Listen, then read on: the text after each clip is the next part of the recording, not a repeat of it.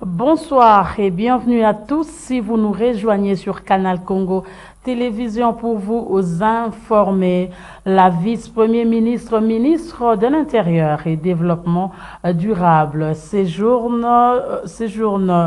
dans son village natal de Yalemba, dans le territoire des Bassoko, province de la Tchoko. Eve Bazaïba Massoudi s'est entretenue avec la population de ces coins du pays sur les enjeux liés à l'opération d'identification et enrôlement des électeurs. Autre détail avec Doudou Montiri dans cet élément. Dans son itinérance vers la cité des Bassoko dans le territoire du même nom, la vice-premier ministre, ministre de l'Environnement et du Développement durable, a été obligée de faire une escale à la mission protestante de Yalemba dans le secteur Turumbu. Naturellement, un bel accueil et une forte mobilisation de ses frères et sœurs en sa faveur. Yalemba, c'est le lieu de naissance de F. Bazaïba Massoudi. Toute une symbolique pour elle et surtout pour toute la délégation qui accompagne la secrétaire générale du MLC, dont le président fédéral de la Tchopo 2, Didier Mekata, et celui de Kasaï Oriental, Pascal Gauthier Lukusa. Une marche à pied en triomphe dans tout Yalemba avant de s'entretenir avec cette population sur les enjeux de l'opération de l'enrôlement. L'amour et le soutien manifesté en faveur d'Eve Bazaïba Massoudi pour non seulement sa proximité avec la base, mais surtout des actions de développement posées à Yalemba, l'éclairage public, la réhabilitation des routes, du dispensaire, des écoles et aussi la construction des édifices. Des actions qui se poursuivent encore car sa détermination est grande pour relever le défi de développement de ces entités.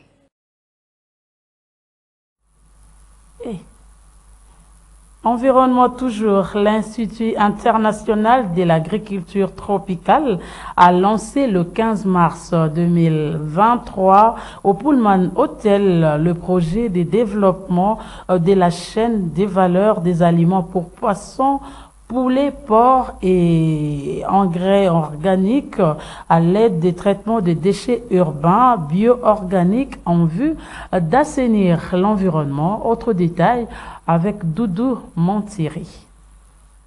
Cet atelier de lancement du projet sur le développement de la chaîne de valeur des aliments pour poissons, poulets et porcs en RDC vise à informer les parties prenantes sur le projet, son objectif et sa mise en œuvre. C'est également l'occasion de créer et renforcer la prise de conscience sur la technologie à base de mouches soldats noirs et son double rôle de nettoyage de l'environnement dans les villes urbaines et de sécurité alimentaire à travers 4 chaînes de valeur dans le pays.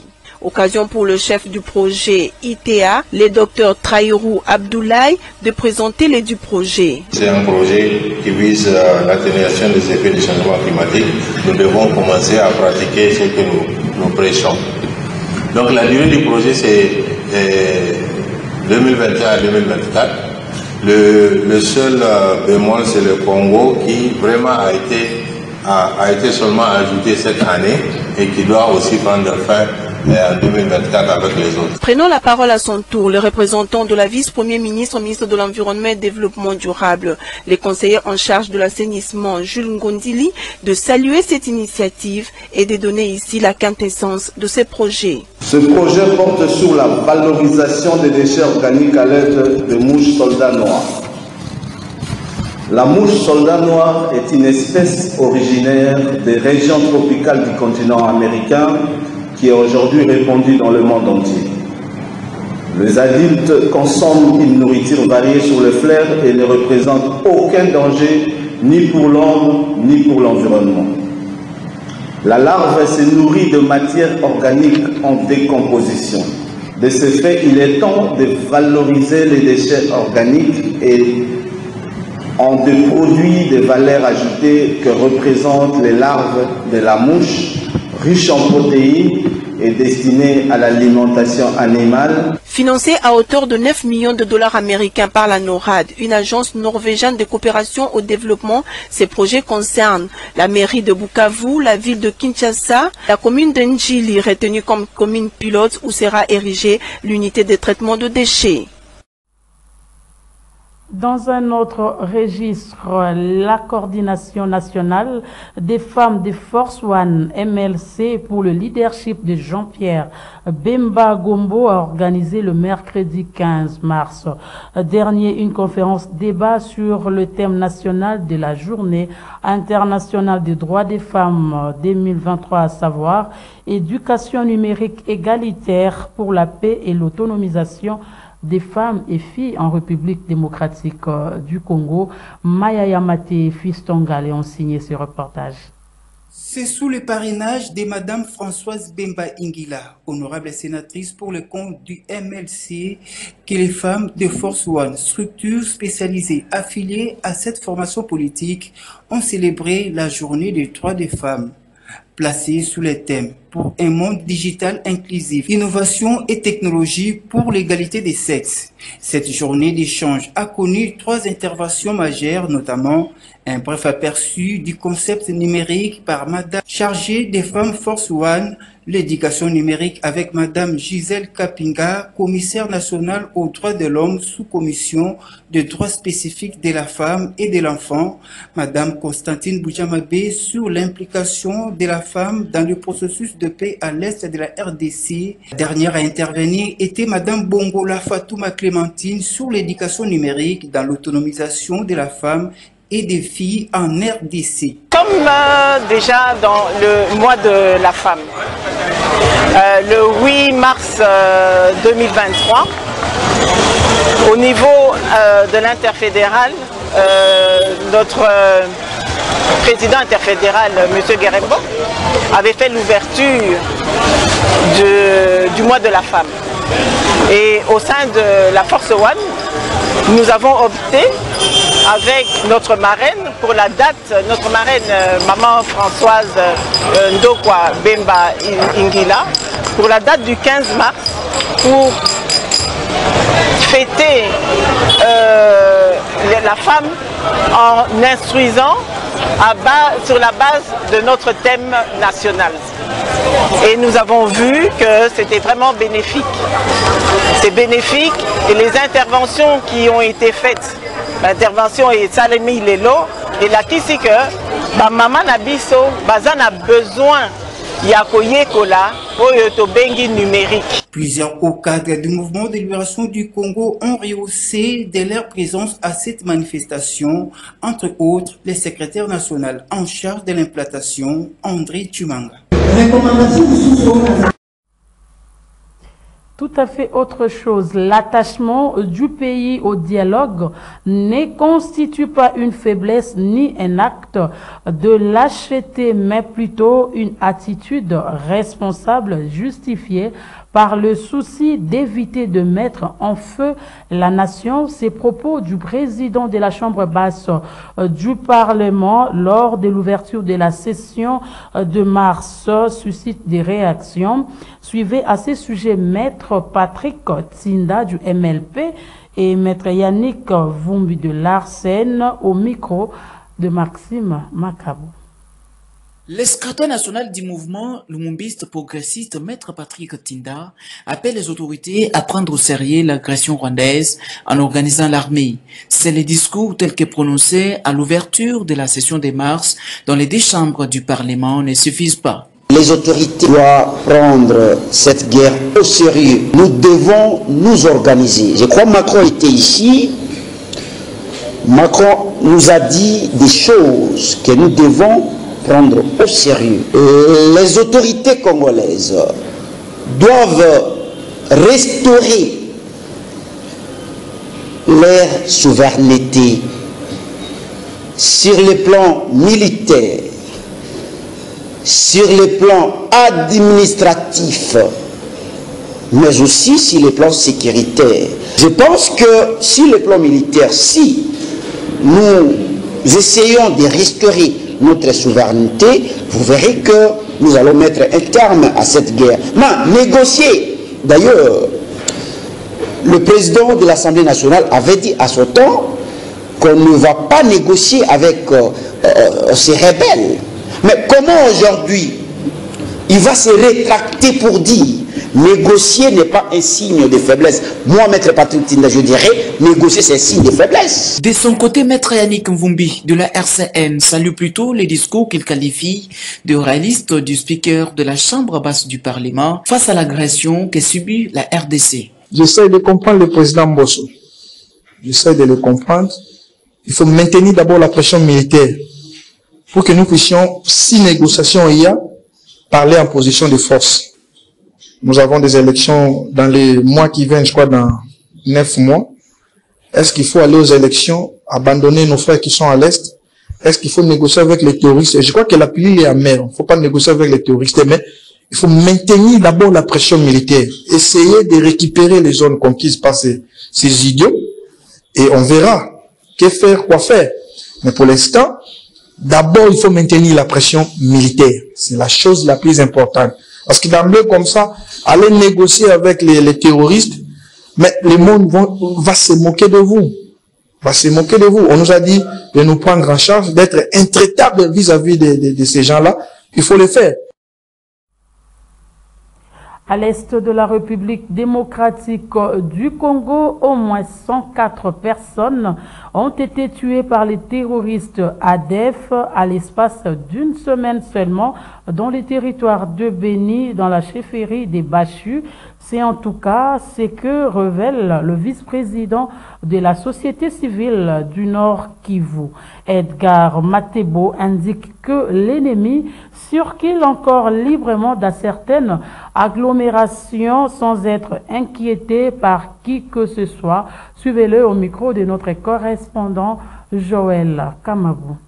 En territoire de Béni, nous sommes en train d'assister à une insécurité grandissante. Dans un espace seulement de 6 jours, nous avons pu comptabiliser 104 civils innocemment tués par les ADF dans les 3 collectivités. Et il faut noter ici que l'ennemi se balade, il circule sans être inquiété par qui que ce soit, alors qu'il est en train de commettre des exactions contre les civils. Le 8 mars 2023, à Mukondi et à Maoussa, à groupement Mali, chefferie de Bachou, 48 personnes ont été lâchement abattues. Le 12 mars 2023, à Kirindera, dans le groupement Maseki Kalong, dans la chefferie de Bachou, 19 personnes ont été sauvagement tuées. Des maisons ont été incendiées et plusieurs personnes sont portées disparues. Le 12 mars 2023, à Maboulengwa, dans le groupement Basso Amadiou, en secteur de Benimbao, 3 personnes ont été fauchées. Le 13 mars 2023, à Kininga, dans le groupement Boulik, en secteur Rwenzori, 17 personnes ont été tuées. Et le 14 mars 2023, à Mabuku, groupement Mario, chefferie de Bachou, 17 personnes ont été tuées. Et comme on peut le constater, dans cette zone, il n'y a ni FARDC, ni PNC, ni ANER. La zone est complètement abandonnée au Maïmaï UPLC qui font simplement leur loi contre la paisible population. Tout ce que nous demandons aux autorités de la République démocratique du Congo, c'est de pouvoir retirer ces maïmaï de la zone, restaurer le plus urgemment possible l'autorité de l'État et traquer ces égorgeurs qui sont en train de tuer les civils.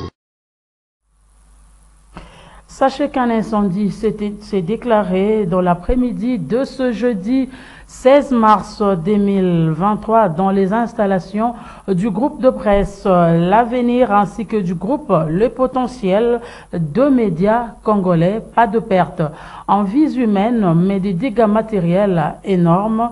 Suivez les témoignages de quelques personnes retrouvées sur les lieux de l'incendie. Nous étions en plein travail. Rédaction radio, rédaction télévision, journal et potentiel, parce que c'est le groupe Mediaset. Ipso facto, on nous a averti qu'il y a un incendie, un feu qui s'est manifesté dans notre premier plateau de la télévision. Le temps que nous puissions chercher comment que les gens nous viennent en aide, nous avons pu perdre quand même des matériels importants, toutes les caméras de la régie finale. Et puis certaines machines aussi sont endommagées avec le feu. Mais heureusement, la police incendiaire plutôt est venue pour nous venir en aide. Le feu a été tissé. Quelques matériels ont été récupérés. Ça fait aussi mal de fois quand on appelle nos amis qui peuvent nous venir en aide. Et quand ils veulent venir, ils viennent toujours en retard. et que le feu peut prendre déjà 30, 40, 50 minutes et vous les appelez quand ils viennent, vous trouvez qu'il y a des matériels qui sont incendieux. C'est un appel que nous lançons aussi aux autorités compétentes afin que cette situation soit décantée aussi d'une manière possible, aussi plus vite possible. Et quand on les appelle, ils peuvent quand même être là, outillés aussi avec tous les matériels possibles. Et l'eau aussi doit être en quantité aussi suffisante afin de venir en aide peut-être au commun des mortels. Si aujourd'hui ça vient pour la presse, mais pour certaines personnes qui peuvent aussi être loin ou qui habitent aussi dans des périphéries de Kinshasa, je ne sais pas comment ça sera. Donc ça, bisous dans la ville, tout ça, dans la ville, mais la RTG. Moto bandi, camion so ya mayo ya poube mai, moto ti. Mais nous avons la grâce au monde la banque ya BCDC, ya banque. J'espère que ce billet na simalanga au mona ba misi ba matériel na bango ne bomi moto oyo mais comme hôtel de ville bande yaki mai na kati ezate soki banki oyo te ya BCDC mais palin oyo ya RTG eziki alaki na parking tomoni sibitima tomoni milinga ebandi kobima bo toyebi pena te cause nango eza nini bo so eza pe ba mauvaise installation na bango moko kuna tondeni mais so tomoni milinga ne bandi obima bato bazwi mwa panique bameki kobenga ba sapeur pompier au hôtel de ville baye bazui de plus de 30 à 40 minutes banda baya qui va installer bloc na bango tozo mona kaka manœuvre donc ceux qui tozu moi chance que ya ko lukalem sou que moto ekufa eza grâce ya equity BCDC.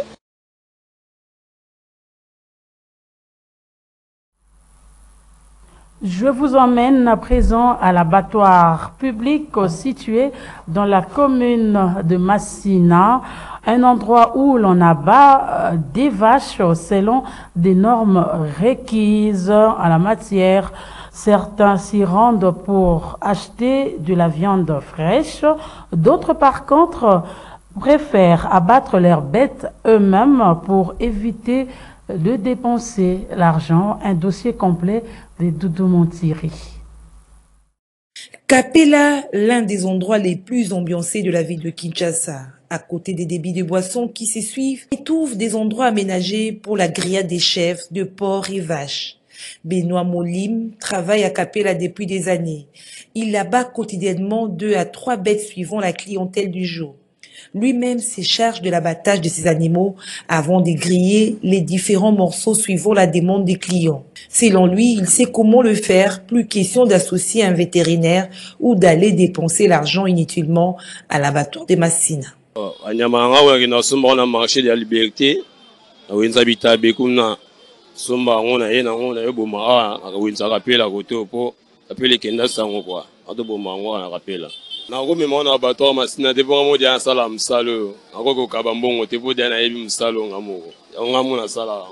L'abattoir public de Massina a été créé en 1959 et inauguré en 1964.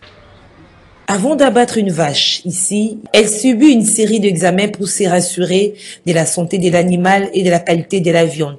Là où l'on procède à l'abattage clandestin des animaux, on ignore sa source, son état de santé et pourtant cela a de l'incidence sur la santé des consommateurs. Nous observons est-ce que l'animal est fatigué, est-ce que l'animal a des plaies, donc des lésions macroscopiques visibles à l'œil nu. Et ensuite, il y a d'autres examens macroscopiques qui seront faits dans la salle d'abattage. Là maintenant, on va prélever. On va voir, on va inciser, voir l'état de la carcasse, il y a des lésions, est-ce qu'il y a des anomalies, et on va prendre une décision finale pour certifier la viande bonne ou impropre à la consommation humaine. Après l'hébergement et les examens, l'animal est conduit à l'abattoir qui est une installation de l'hygiène publique. Son importance, c'est de pouvoir abattre les animaux selon les normes de l'hygiène pour que la viande sortie de l'abattoir soit propre à la consommation. Pour abattre, d'abord, il faut organiser. Comme j'ai dit que nous sommes à l'abattoir public, il y a d'abord l'infrastructure. Pour abattre, il faut avoir les animaux. Quand les animaux arrivent, il faut d'abord un examen. Nous, on fait d'abord l'examen ante-mortem. Il y en a qui se donnent la peine de venir acheter la viande à l'abattoir. Mousseka est de ceux qui pensent que la qualité de cette viande est certifiée. So ba bomi ngombe ba vétérinaire ba zalé ba osala un examen. yango toyaka na battoir tongosoma ngombe na cité te mpo ngombe ya cité toza na confiance nango te. Bien qu'appartenant à l'État congolais, l'abattoir de Massina éprouve de nombreuses difficultés, notamment l'absence d'une ferme de proximité. Reste que les autorités en prennent soin convenablement pour garantir la sécurité alimentaire des Kinois, en particulier des Congolais en général. Par ailleurs, un accident de circulation est survenu ce jeudi matin sur poids lourd à la hauteur de la 15e rue Limité industrielle. 2 véhicules sont entrés en collision. Le bilan fait état de plusieurs blessés graves. Témoin de l'événement, Xaverine Zamea. C'est aux alentours de 6 heures de ce jeudi 16 mars que cet accident est lié ici sur poids lourd à la hauteur de la 17e rue Limité. Un bus de transport en commun de marque Mercedes 207 roulant vive allure sans respect du code de la route est entré en collision avec un véhicule d'une société de distribution d'eau minérale. Le conducteur de ces derniers a immédiatement pris la fuite. Celui du bus par contre ainsi que les clients en sont sortis avec des graves blessures. Quelques témoins relatent. 50 alors bama wana bazoki babebele bazoki ata chauffeur wana abokani azaki na kuwa na uti na se na tomata ya azaki na pangu deja pati au tanga bima de tango aya peta na apati apo au lo mbango excès de vitesse la azaki e ba choc ezaki grave chauffeur akangama kina kati biso to ko abima chauffeur azopisa makila na bamuno ba zolo akanga juste même 45 minutes pour komisa tout au panji vola to kuki vola to kuki parti no so pote komisa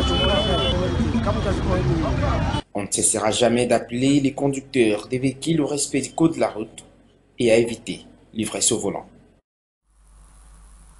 Parlons à présent des astuces des femmes.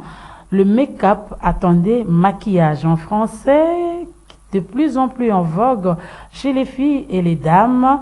À ce sujet, Xaverine Zamea a rencontré une spécialiste en maquillage. Il s'agit de Kerry Makeup qui nous parle des effets positifs et inconvénients de ce genre de maquillage. Suivez.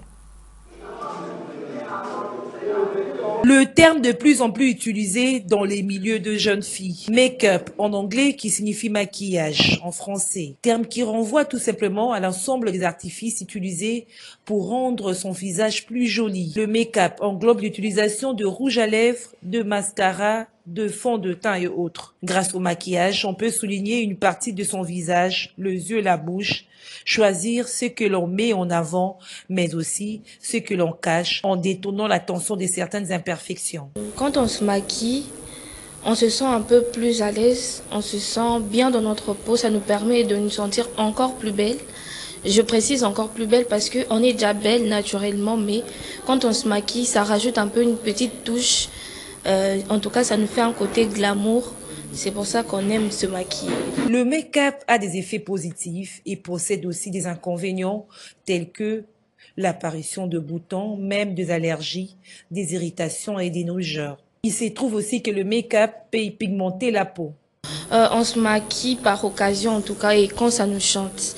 On ne doit pas faire du maquillage une routine quotidienne, donc on se maquille quand on a un événement. Quand on en a envie, on doit pas laisser le maquillage nous conduire, mais on doit plutôt conduire le maquillage.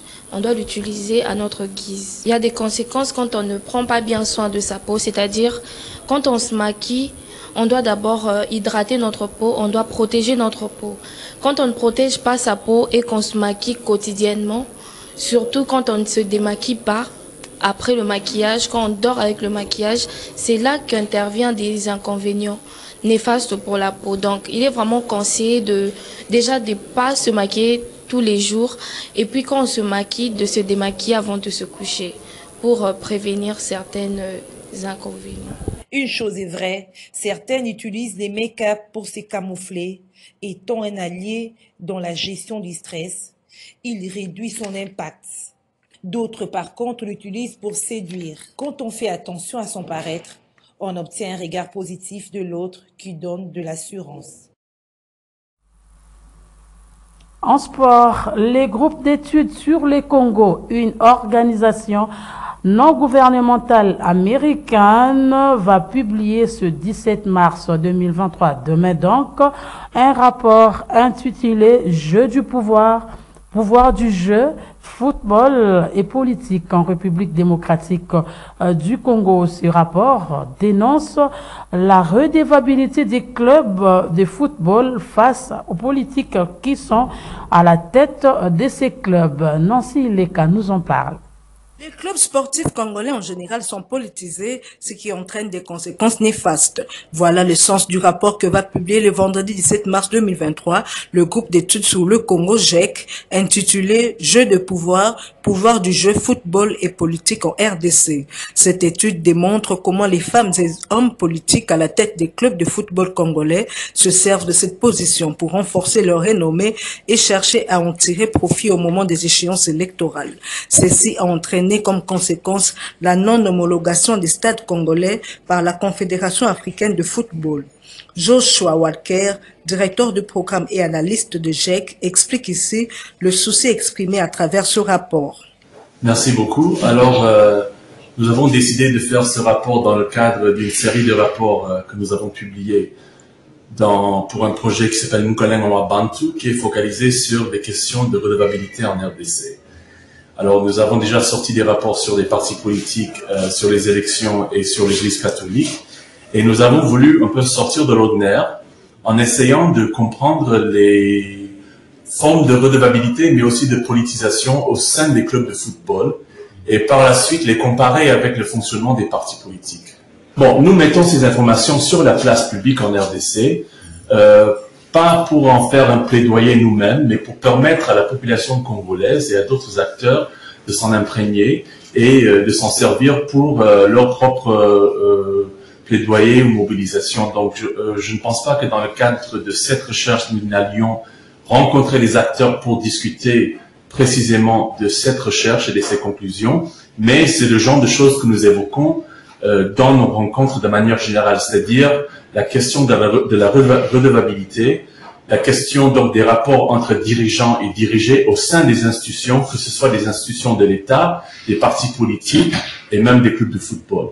Et la question qu'on a posée dans ce rapport, c'est est-ce qu'il y a quelque chose que nous pouvons apprendre, des leçons à tirer du fonctionnement au sein des clubs de football en RDC qui pourrait servir donc de leçons pour d'autres structures et d'autres institutions et leur fonctionnement.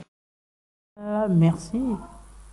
C'en est fini pour cette édition du journal. Mesdames et messieurs, merci pour votre attention soutenue. Olivier Longwango et Bruno Nzinga étaient du côté de la technique. Bijoutchela et Xaverine Zamea m'ont assisté en leur nom. Nous vous disons merci. Je vous retrouve demain avec le même plaisir.